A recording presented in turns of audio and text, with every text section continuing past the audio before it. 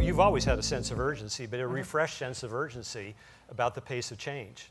It does. I think one of the many reasons that I encourage all of us, regardless of the size of our company, to spend time around the startups is startups think exponentially.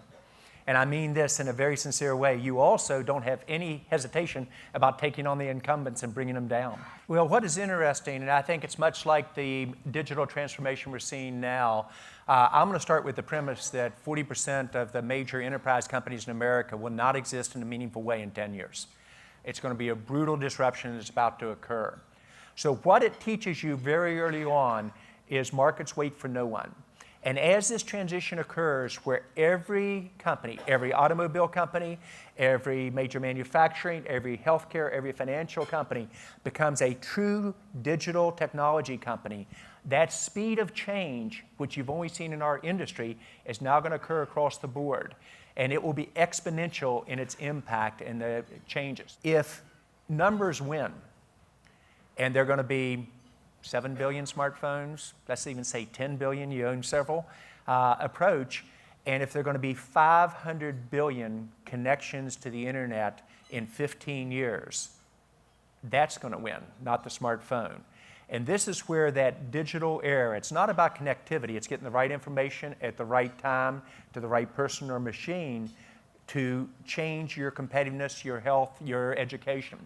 So if you watch what happens in this digital era, what companies will succeed and what ones will fail, the first and most important is you've got to catch market transitions. Your competition is not your competition.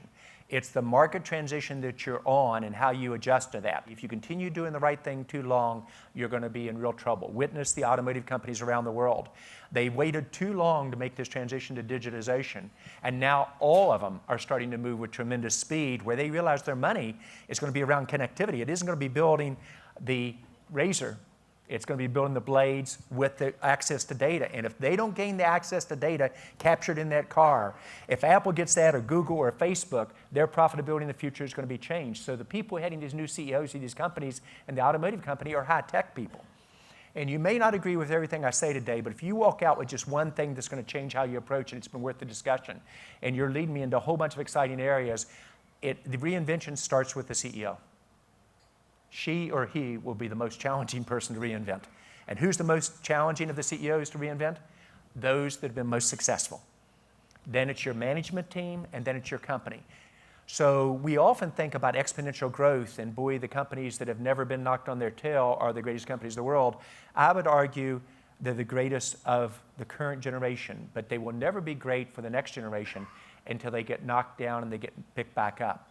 It was changing the organization structure and evolving the culture, including the compensation system, to design around speed of innovation. So easy to say, so very, very difficult to do. But in this environment, it is about survival. You either disrupt or you're going to get disrupted. And the speed of disruption will not be like the automotive industry disrupted over 2 decades, or the mainframe industry disrupted over a decade, or the mini-computer disruption over 7 years. It's going to be 1 to 2 years. You miss that transition by 1 to 2 years, you're roadkill. You get left behind. You miss the bus. 91% of all jobs around the world created over the next 10 years will require technology skills. Yet we are not training here in this country, around the world, that skill base. The U.S., along with Japan, is the only major nation in the world that does not have a digital plan that is front and center. The only major nation in the world. And I met with Prime Minister Abe just a week and a half ago about what Japan could do differently. It is not a topic in our elections, and every other place in the world, it's mainstream. It's their future. It's about inclusion. It's about inclusion of all their population, not just the upper class. People grasp it. They know they've got to redo their education system. We are not even having that debate in this country, and it's actually scary.